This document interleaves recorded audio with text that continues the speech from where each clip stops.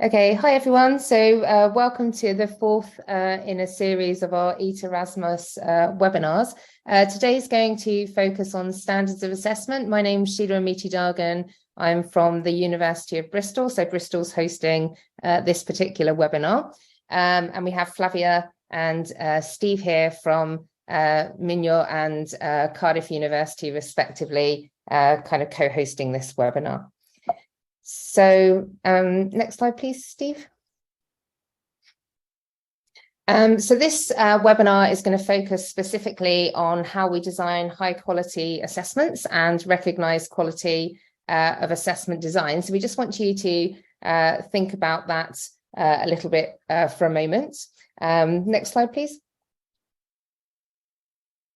So this project is a collaboration, an ongoing collaboration. So just for any of you who maybe hadn't made it to the first few webinars in the series, this is a collaboration between 5 institutions. So we're really looking at ways to enhance equity, agency and transparency in assessment practices in higher education. That's the title of this project. And our main aim is really to enhance understanding of a research-informed, self-regulatory approach to assessment and feedback. And to support this, we're trying to enhance understanding of different cultural contexts within our European partners. And we'd like to know more about other European countries, if we have anyone on the call from different countries in Europe.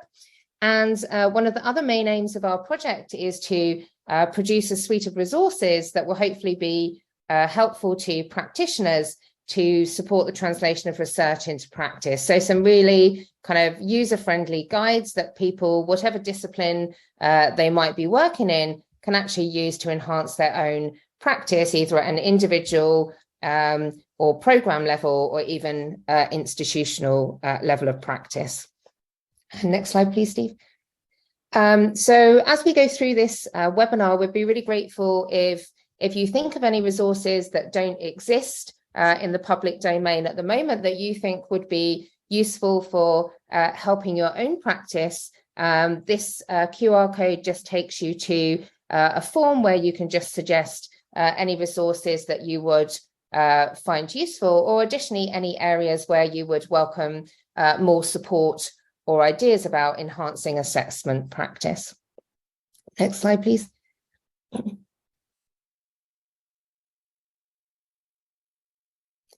So one of the resources that we're going to focus on during the webinar today is a document that we've put together as the EAT-Erasmus team based on evidence from the literature about good practice in assessment and feedback.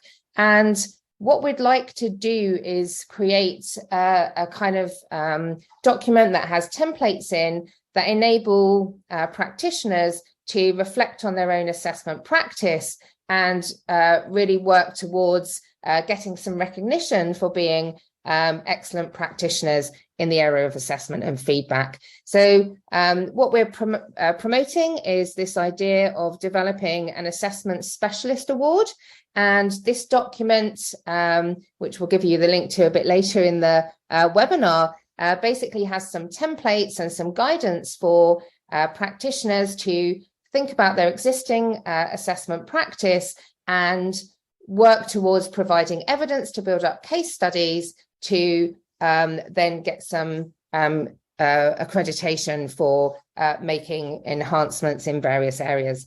And this can be at an individual level of practice, but also for leadership in assessment practice across programs or institutions. So we'll come back to that a bit later. Next slide, please. So what we'd like you to do to get you involved in the discussion as well, we don't want to just talk at you for an hour. So if you have a mobile phone, you can scan the QR code on this slide, or you can have a look in the chat and there's a link to this Mentimeter. So we'd just like you to spend a few minutes thinking about what are the main challenges to designing high quality assessments. So this might be challenges you face as an individual to designing assessments that are high quality, or challenges in general for specific disciplines or institutions. So if you could just type into the Menti and we can follow that. So you should be able to add as many comments as you want to, one after the other. And we'll just give it a moment, and then I'll swap over to the Mentimeter, and we'll see what people are saying. But yeah, so it's what are the challenges to creating high quality assessments that are the logistical ones or conceptual ones, or things to do with workload or time or student engagement. So yeah, anything that occurs to you. Let's see what people are saying so far. Whoop. There we go. Brilliant. It's great that's the first one that comes up. ChatGPT. Yeah. So there's a whole discussion about generative AI and the potential impact that has on assessments, whether it's a good thing or a bad thing. I think the sector is almost completely divided into two camps as to whether it's good or bad in terms of the future of assessment. That's interesting. Sheila and Flavia, do pop in at any point if there's anything you think would be good to pick up. So yeah, workload there is a really important thing. We can't produce effective assignments or assessments if both student and staff workload is really important in that respect. Designing assessments that require application of analytical and critical skills. Yeah, really, really important. Having suitable platforms to run those assessments with. Yeah, that's absolutely important, especially if you've got things such as online assessments or e-assessments. Having actually the platform to run those is really, really important. I think the involving students in assessment design is a really interesting one. So ways of engaging students as partners in assessment, because it's often quite hierarchical that we do assessments to students. So I think that's really interesting one. Yeah, and getting students engaged in the assessment process in general. So making sure that students are not only involved in developing it and producing new assessments and reinforming us on that, but actually engaging them in the assessment process itself, in thinking about the assessments, understanding what the assessments mean, and developing the assessment literacy. We talked a lot about this in the first two webinars as well. Maintaining inclusivity there is a really important point. Mm-hmm. Yeah, so thank you for that. University constraints. Yeah, so often universities have structures that require you to pre-design courses or modules or programs far in advance of when you actually deliver them. That differs between different universities and between different national cultures as well. There are some cultures that are very highly regulated, like in the UK. There are some cultures that are a lot less regulated, and it's much more due to up to the freedom of the academic themselves to decide what they want to do and how they want to deliver an assessment. This thing on the bottom left is really interesting. Lack of teacher knowledge about assessment practices. That's a major issue, is actually people understanding what assessment can do for you, the varieties of assessment and that sort of thing.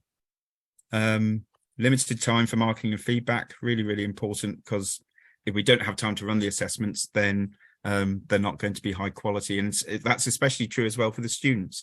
Often students face high assessment loads, and so they're just trying to churn out assessments without really being able to focus on quality rather than quantity. And misunderstandings of what high quality actually means. Hopefully we'll address that a little bit in this session. But that's a really important point, because that means different things to different people, depending on their background and depending on their experiences as well. Brilliant. Some fantastic things there. What we will do is we'll upload the PDF of these comments up to the information on YouTube, so people can then have a look at them. We'll also tag them on the website. So these are anonymous. But it'd be really interesting for people to see the range of those. Mm-hmm. But that last one I just pick up at the bottom, student numbers. That's often a real problem. How do you create an assessment that's effective and engaging and helps deliver proper learning activities when you've got 100, 200, 500, 1,000 students that you're trying to deal with? Brilliant. Thank you for sharing those. And do keep sharing them. I'll move the Menti on to the next question in a little bit. Okay, yeah, so a whole range of different challenges arose as part of that discussion. And a lot of those align with things that are embedded within the EAT framework itself, that is the basis for our project. So clarifying, student and staff entitlement, which is AL3 dimension. That's to do with student workload, staff workload, how that all fits together. Clarifying the requirements of the discipline and how assessments fit together is, again, a really important thing in terms of assessment design that people picked up there. And then on the left, we've got things such as equal access and equal opportunities, and promoting meaningful, authentic assessments are really, really big challenges, especially with large groups and very diverse groups as well. And then the feedback that we provide and engage with students on those is a real challenge. The one thing that really is quite important, though, is this top left one for what we're going to talk about today, which is, do we have opportunities to evaluate the assessments that we run, and to get students involved in that evaluation process and colleagues as well. But are we sure that the assessments we're delivering and the assessments we're running are actually fit for purpose? And are they doing what we want them to do? By the way, do please add questions and comments and things in the chat as we go along, and we'll try and pick up on some of those towards the end. So when you're designing assessments, there are a range of different sort of key considerations to think about when you're designing those. So the very first one of those, obviously, is what are the learning outcomes you're testing? So is there constructive alignment between the learning outcomes of the education activity itself and the assessment and the teaching activities you're doing and the assessment that you're doing of that learning and of that skill development? Second major one is what you find is in a lot of places a lack of that alignment between the assessment tasks and especially the program learning outcomes. An awful lot of time what is focused on is, how do we test the content that I delivered in this series of classes or this series of lectures or this part of a module or course? What often we don't think about are the bigger questions, is what does a graduate look like? What are the things we're trying to develop this learner, this student towards? And so you often get atomization of assessment to very micro little things, and they don't necessarily always link up. And there's often the challenges getting coherence of assessment tasks across a program. So you have a spiral curriculum and a development for that student as they progress from the moment they walk in the door to the moment they graduate. Quality of those assessment tasks, are they testing skills? Are they testing proper understandings? Are they testing the types of skills you want for the level of the student?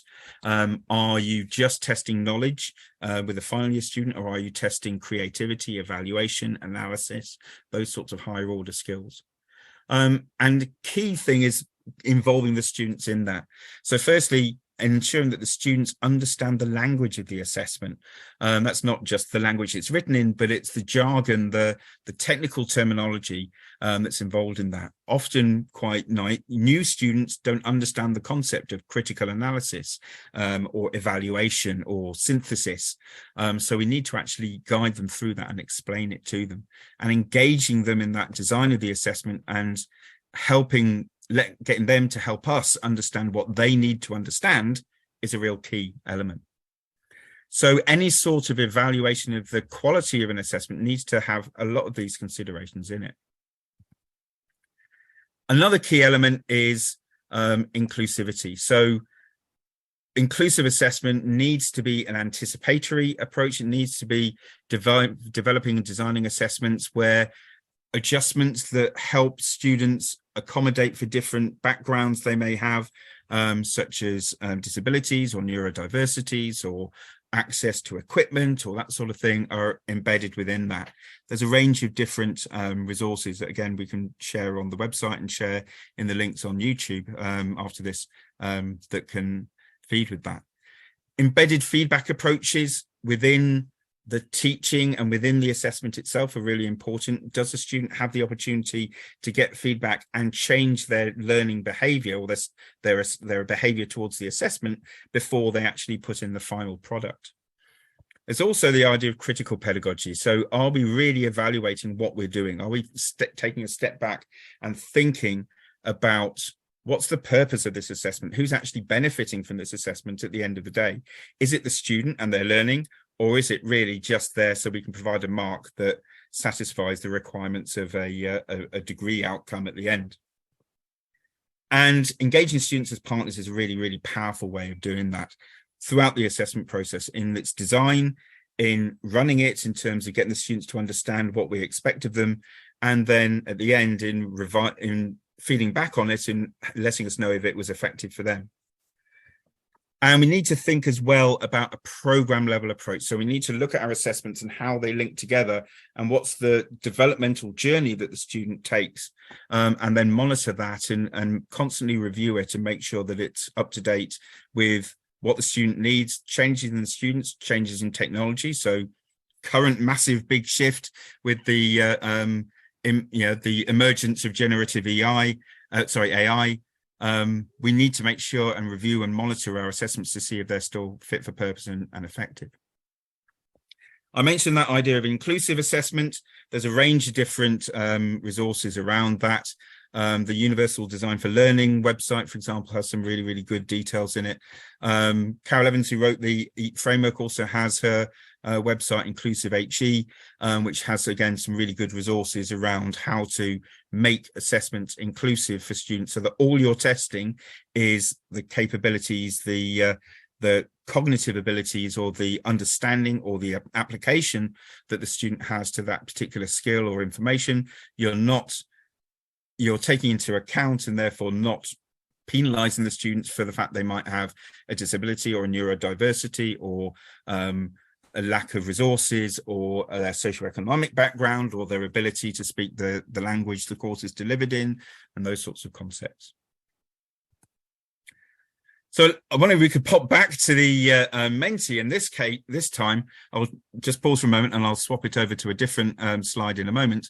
What we'd like you to think about is ways of evaluating the effectiveness of an assessment. So what are the main challenges that you would face, or you think you could face, or you have faced, in terms of evaluating whether or not an assessment is effective, or whether or not it's fit to do the job that you want it to do?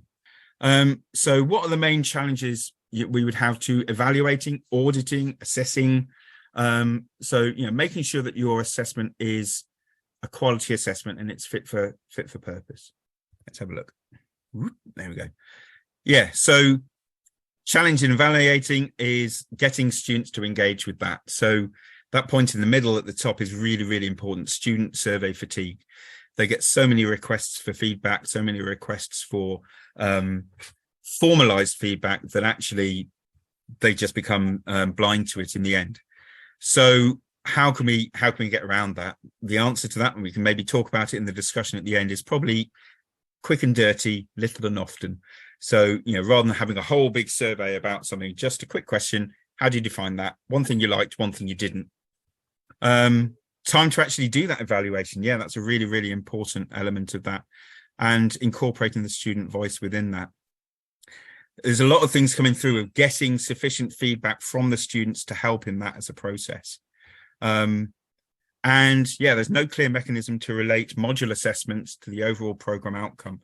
That's often a problem of program design, that programs are often designed by determining what modules you want to, or what courses you want to teach, rather than let's look at the big whole and what we need to build up in year 1, year 2, year 3, year 4, or whatever, as we go through. So that links very strongly to assessment, to program design, as well as assessment design. Yeah, I like this bottom right one. Assess whether the results or propositions for the assessment follow the SMART rule. So specific, measurable, achievable, relevant, time specific. So are they actually meeting those key criteria for any sort of approach or any sort of objective that you're thinking about? That SMART objective idea is useful in assessment and curriculum design and a whole range of other things as well. And this one at the bottom, the constraints of the academic cycle, is really important. So sometimes you need to say what your changes for the next academic year are going to be before you've actually finished the academic year you're currently in. And so effectively, any sort of feedback you get is delayed by about 12 months, because you then can't revise things substantially you can usually do small tweaks, but substantially before the start of the next academic year. That's different in different national environments, depending on the types of information you need for modules. So in my institution, for example, module descriptions need to be finalized by sort of February, March time for the following academic year. That means you can't take a stock of the module at the end of the academic year before the start of the next one.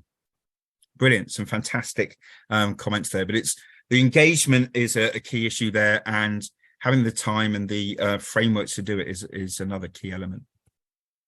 Do keep those coming in if you can. Thank you.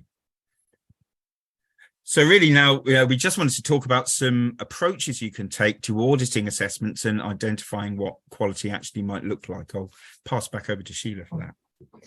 Hi. Okay, so another one of the resources that we've created as part of the EAT-Erasmus project is a program assessment audit document, which can be used as a tool by program leaders or similar to actually audit their existing programs of assessment. It can be used at program and module levels to explore the extent to which effective assessment and feedback practices are embedded within the programs themselves. So if you're interested, the QR code here should take you to that tool. I know we're putting lots of links up, but the Inclusive Education website that we showed you earlier has all of these documents that we're talking about today in it, and you can access them through the EAT-Erasmus website as well if you get a bit lost with all the codes. So next slide, please. So this program audit document is based on the EAT framework. So the EAT framework, some of you will be aware of, is based on a systematic review of the literature on effective assessment practices. So it's a very evidence-based tool that's been designed with a lot of thought around what works and what doesn't. And again, the EAT framework itself is downloadable from our website. Next slide, please, Steve. So this is what the program audit tool looks like. So the document contains tables like this that relate to the different dimensions of the EAT framework. So the EAT framework is based around 3 core dimensions: assessment design, assessment feedback, and assessment literacy. So that was the wheel that Steve showed you earlier in the presentation. And essentially, the documents also contain some focused questions that lecturers or program directors can ask themselves about the assessments on their programs, and some EAT decision-making cards, which again kind of guide practice. So if we look at AD1 at the top here, this is really considering whether the rules and assessments, the rules and processes of assessment are clear to staff and students.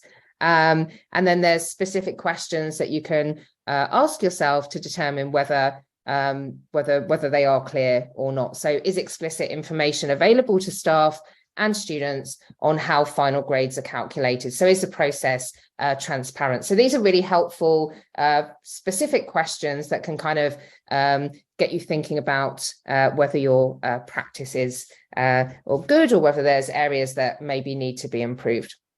And then it encourages you to find sources of information, so evidence that supports whether these things are performing well or not. And then you can kind of rank yourself and determine key areas that you want to focus on within your module and or program to enhance assessment practice. Next slide, please.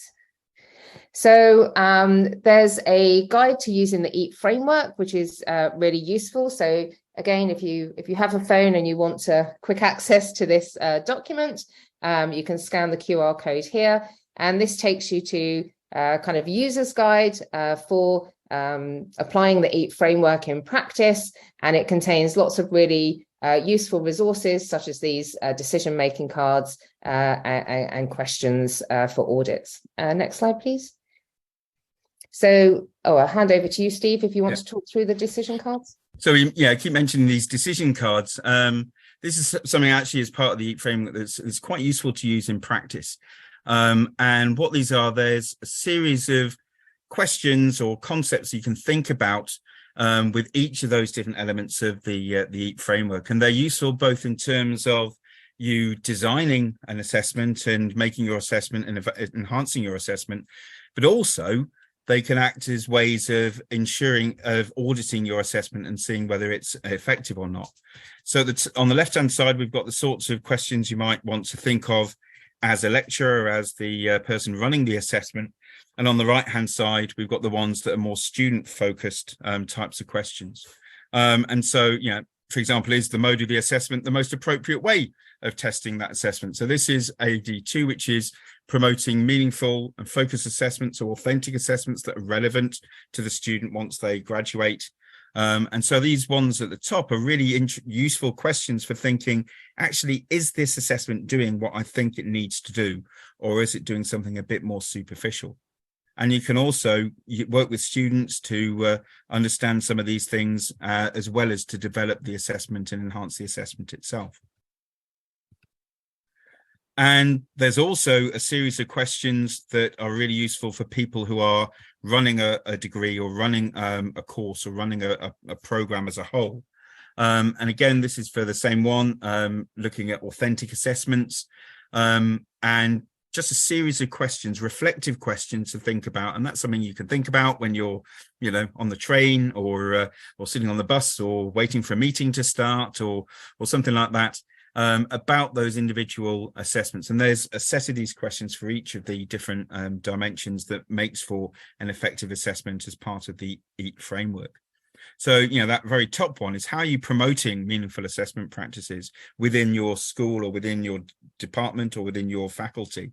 So are you encouraging people to devise assessments that are related to real life things the students will do after they finish being students, or are they really just left up to their own devices and you end up with a lot of things that actually don't relate to what the student will do once they graduate? And we've also got a series of questions that are assessment practice checklists. So things that you need to do to really make sure that an assessment is viable and assessment is fit for purpose. So this is looking at assessment design 1, which is ensuring that everyone understands what happens to an assessment once it goes through, and once the student submits the assessment, what happens to that afterwards. And so those policies should be created in partnership with students. They need to be laid out and very, very clear what happens to the assessment once the student posts it in the letterbox or presses send to go to the virtual learning environment. And how do you ensure that that's fit for purpose? And these assessment design considerations really then all link to each other. And, you know, so we've got, again, building those things together into those little clusters of 4 assessment literacy things, assessment feedback and assessment design things. And really, they've got a series of really, really core questions that you can ask yourself. And again, it's supposed to be there as a thinking tool. It's supposed to be there to help you ask yourself the right questions you need to ensure that the processes you've got are robust and effective. And one key thing with any sort of assessment is measuring that impact and measuring the effect it's having on students, measuring the kinds of effects it's having as an assessment and whether it's doing the job you want it to do. And again, in that document, you've got a series of different sort of prompts or questions you can ask yourself to think about those sorts of bits of evidence and really to think, how would you measure those sorts of outcomes? There's a range of different sources of evidence you could use. So it could be just the documentation you have about your module or your course or the degree program. It could be in the handbooks. So they could be the things that you are aiming for in terms of your assessment. Are you actually meeting those? It could be looking at the student grades that they get. Are the students achieving really high grades, low grades? Is there a good spread between them? Is there what you would expect, a distribution of grades that you might expect based on the student profile?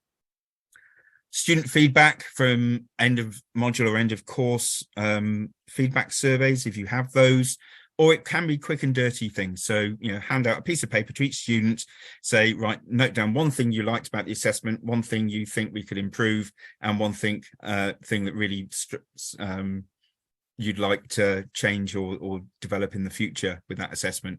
Pop them in a box on your way out.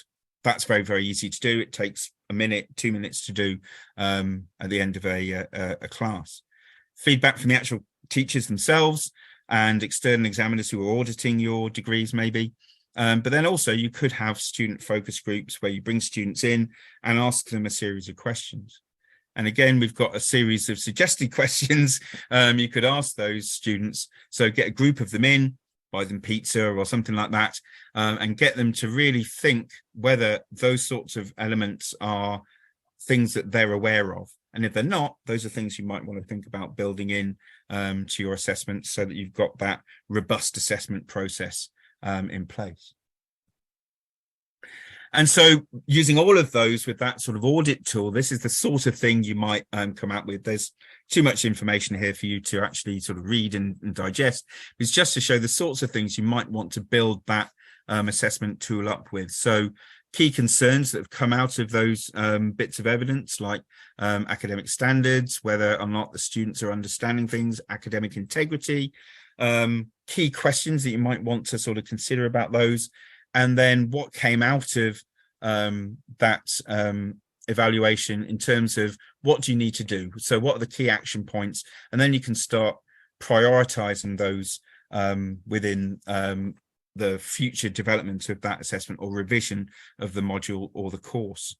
And effectively, the fundamental questions is, what do we need to do more of and what do we need to do less of? So what do we need to enhance and what do we need to either fix or remove? And those sorts of questions can help streamline you towards those two absolute fundamental questions. Over to you, Sheila. Brilliant. Thanks, Steve. Lots of food for thought there and lots of interesting things going on in the chat as well. So I just wanted to talk a little bit about the EAT accreditation guidance that we've been developing as part of the project.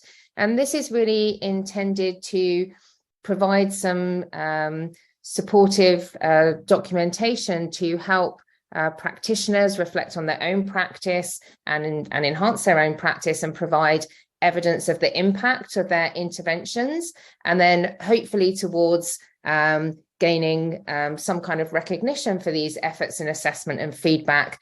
So this document basically could be, or we're hoping it will be adopted by different institutions, both in the UK and across Europe, to enable people high up in the institution to really kind of reward individuals for bringing evidence, bringing theory into practice within their institution to improve existing practices. So, for example, Advanced HE could, provide these awards in the UK, or it could be just be individual institutions, looking at evidence that people have enhanced practice. So the idea of this is a bit like when you apply for a fellowship. So those of you who are in the UK will know about Advanced HE, and you can apply to be a fellow of Advanced HE by providing case studies to show exemplary practice in teaching. And this is a similar idea with assessment. Can we encourage people to reflect on their practice and produce case studies that show interventions that they have tried and the impact that these have had on programmatic level assessment, or even on individual assessments and student learning gain and experience. So the way this works, if you can skip to the next slide, is that it's split into two pathways. So you could apply for individual recognition, so based on work you're doing as an individual to improve assessment, for example, on a module that you teach, or if you're leading a program or a year of study or a degree program, or you're doing something higher up in an institution, you could apply for this on a leadership pathway.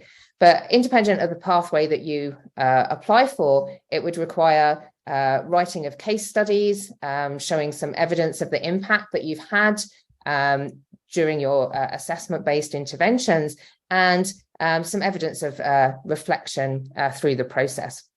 So the main difference is that the individual excellence is looking at doing things within your own context and what you personally have learned from this process, whereas the leadership pathway would be much more focused on how you were led assessment change and promoted others to do the same. So next slide, please, Steve. So the idea here is, so the ASA is an Assessment Specialist Award. This is what we're proposing it's called. And we would envisage there being different stages that you could apply for, or different levels of the award based on using the EAT framework to create case studies that are focused on the different dimensions of practice. So that EAT wheel that Steve showed at the beginning has 12 dimensions, 4 within assessment literacy, 4 within assessment design, and 4 within assessment feedback. So for someone to get the kind of highest level award, they would have a collection of 12 short case studies that showed how they've enhanced assessment practice in each of those 12 dimensions. So there's more details in the document, and I don't want to go into too much detail here, but this is how we're proposing that we can provide the scaffolding for people to show think about their practice in all of those dimensions, and then collect evidence to prove that their assessment interventions have had a positive impact on students. Next slide, Steve. So there are templates within that document that kind of talk the person who wants to apply for this award through the process. So for the individual part, so there's 2 submission documents, A and B. And for the first one, this is the individual pathway. It's really getting you to think about the case studies that you want to submit, and it talks you through the process. Don't know whether you wanted to say anything about that slide, Steve. No. Okay, so next slide. I want to give time for people to discuss as well. And there's the same template for a leadership pathway, but the questions are different, obviously focused on how you're empowering others to change assessment practices within the institution. And then the next slide, Steve. And then document B is a template to enable people who want to apply for these awards to create a case study. Okay, so it's kind of structured, 6 structured questions, and all of the questions are linked to supporting documents, or there's there's advice in the document. So for example, the EAT framework document that we mentioned before has lots of principles and concepts and ideas. So it's about showing how you've taken those ideas and put those into practice. Next slide, Steve. And helpfully there's a critical reflection tool for any of those of you like me who struggle with critical reflection.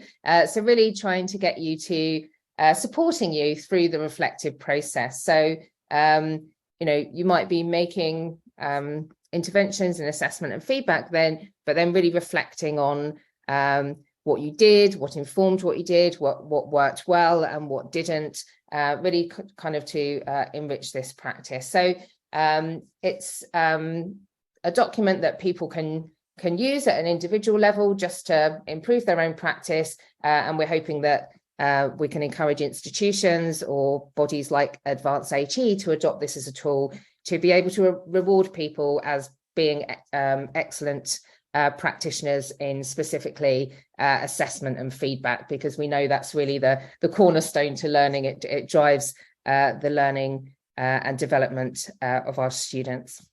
Next slide, please, Steve. Sorry, you're probably multitasking. So did you want to introduce the next webinar series? Yeah, so effectively that's all we wanted to talk to you today, and hopefully we've got 20 minutes or so for some questions afterwards. The final webinar in our little series is in 2 weeks' time on the 10th of May, and that's going to be looking at practical tools for measuring impact of assessments, and building up case studies. And those are case studies that you can use to evidence good practice within your school or your faculty, or you can use them for promotion, or you can use them for applying for fellowships, or just to as examples of good practice that you can share with colleagues, as well as part of a scholarship dissemination approach. So thank you very much for your thoughts. And here's yet another link for you.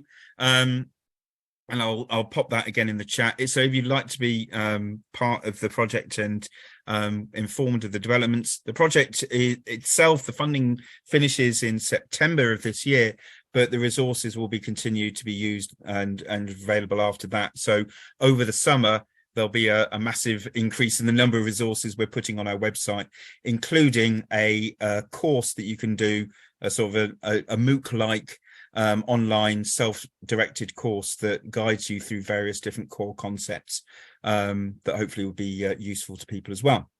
So I'll stop sharing now, and very happy to take any questions. And I don't know if Sheila or Flávia, you found some useful questions in the chat, but very happy to talk about those. And I'll pop that link to the that last thing in the chat as well. I've just put the link in the chat, Steve. So that's brilliant. in there. Thank you. Okay. Yeah, one of the participants asks if you can send everyone, for example, by email, a list of all the links that we've been mentioning here, because it's a lot of information.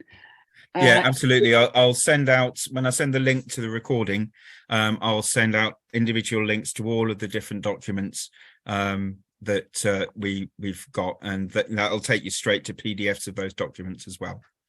Yeah. Okay. I had a look at the comments and questions on the chat, and it's very interesting to notice that they focus on two kind of opposite, or the first and last end of the continuum of the assessment. Some of the questions have to do with the program level approach. So how we can ensure that, or is it possible to ensure that there is a program level approach? And the other group of questions or comments relate to grading students. So it's got right the end of the process. So I could perhaps read some of the questions. For example, regarding the program level approach, how many courses are actually assessed at the program level rather than individual modules? This would require a step change in higher education thinking. And the other one, it would be a major shift to assess across programs and has implementations for student information systems, also where there are many optional modules. I think it would be good if diverse assessment types were across program where feasible. So transferable skills, such as producing a podcast, would be covered somewhere on the program. Just a brief comment about this, because, for example, in my university, and I think across the country, this is a huge lack. There is a huge lack of a program level approach to assessment. Not only disciplines or courses work in a rather isolated way, although there are meetings regarding the program level, but also because teachers have very different conceptions of assessment. And so they put in practice very different ways of assessing the students. So I really think this is a huge challenge to find a common ground, especially because universities or higher education institutions are places where there is more disagreement than agreement, right? So I think this is one of the issues that maybe Steve or Sheila, you would like to comment on. Yeah, well, I'll jump in there. It was a point actually that was raised by Professor David Bowd in a presentation he gave in the AHE conference last year that really resonated with me. And he was saying that when a student, I don't know how it is across Europe and across the globe, but certainly in the UK, when a student graduates from university, they get a transcript of their marks. And that transcript tells you how many, what grade they got in each of their individual courses. And I know that's true across in other countries as well. That doesn't actually tell you anything about that student. So, a student of mine graduates, they go to an employer, they hand their transcript over. That employer knows that they got 67% in cancer biology and 72% in molecular biology of the gene. That tells that employer absolutely nothing. It doesn't say anything about their ability to work as a team, their ability to solve problems, their ability to evaluate things, their written ability, their literacy abilities, their abilities to write and communicate clearly, the presentation skills. And so I think that's a major problem. And as I think Nigel popped in the chat, that requires a step change in how we run our courses, because at the moment we're providing information on our students that actually doesn't say anything about the student. All it says is overall, how good were they at that particular subject? It doesn't actually give us any information about the key skills that student possesses. So I think that's a major problem. And I noticed Nigel's popped his hand up. Do you want to unmute and comment on that, Nigel? Yeah, hi, Steve, if that's okay. I think one of the big problems, certainly in programs where there's a high degree of optionality in terms of modules, is also ensuring how each one of those modules aligns so that program level assessments can be met. So how do you know that a student has met all of the different criteria that you are setting for a program level approach if students are able to take various different modules? Because you then have to kind of ensure that every single module has assessments which feed towards those program levels as well. So either you have to have course strands that run through modules, through courses, which allow for those program level assessments to be met, or you have to align every single module across an entire program to ensure that whatever combination of modules students take, they can still meet those program level assessments, which is incredibly challenging. Yeah, absolutely. And that comes back to the process of curriculum design.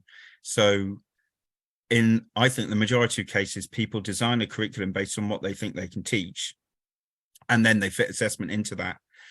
A better way of designing curricula is saying, right, what does a graduate look like? What skills do they need? What feedback do I need to provide to help them get those skills? What assessments would be a vehicle for me giving them that feedback or sharing that feedback with them? And so therefore, what can we teach that develops those skills and that are tested in those assessments? So often the content is decided first, and the assessments and the learning are thought of later, whereas actually it should be thinking of the skills and the assessment of those skills first, and then the content that you teach fits into that. The content and the assessment tasks, because I think one of the problems we have is how to design authentic assessment tasks that tackle different kinds of skills, not just disciplinary skills, but also cross-disciplinary skills, and how do we assess them? And this has to do with what you talked about, the atomization of assessment, which I think also has to do with misconception regarding formative assessment.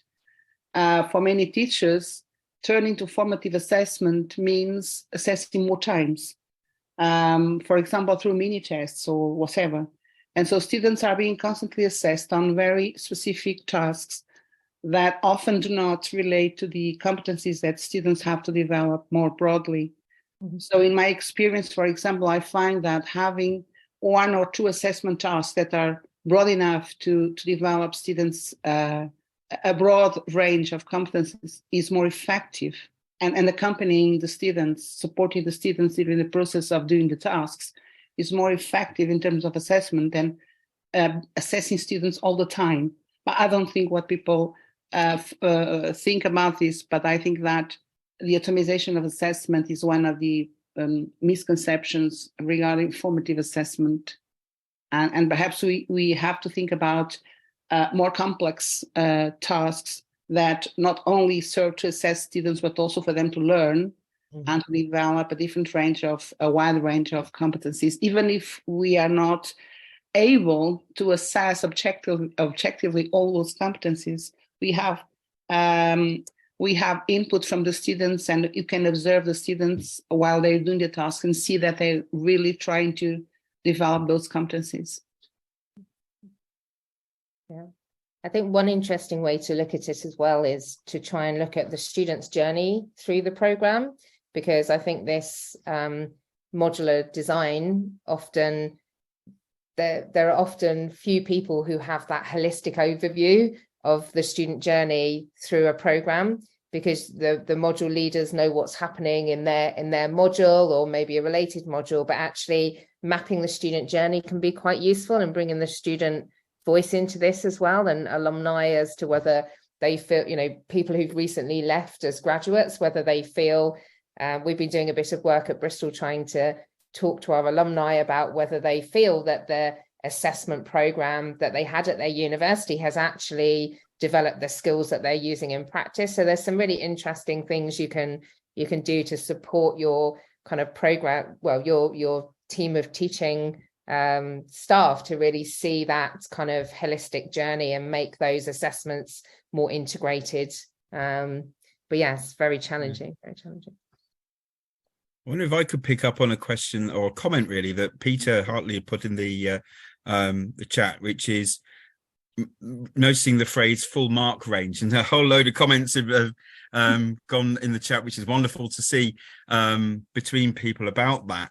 And that's a really, really interesting thing to consider, and especially that links very much to the validity and the robustness of an assessment. So there's lots of arguments as to how detailed a marking scheme should be. In my institution, and certainly in my school, we've had discussions over many years as to whether you should mark to an individual percentage point or to categories within boundaries of assessments. So how many different points of difference is appropriate within that range? There's chunking theory suggests that a human can only really I think it's maintain 14 different things in their head at once.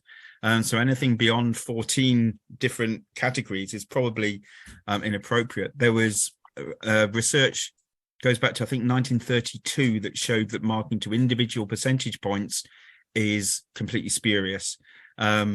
And then we've also got marking ranges that often have a big top end and a big bottom end that are often not particularly used.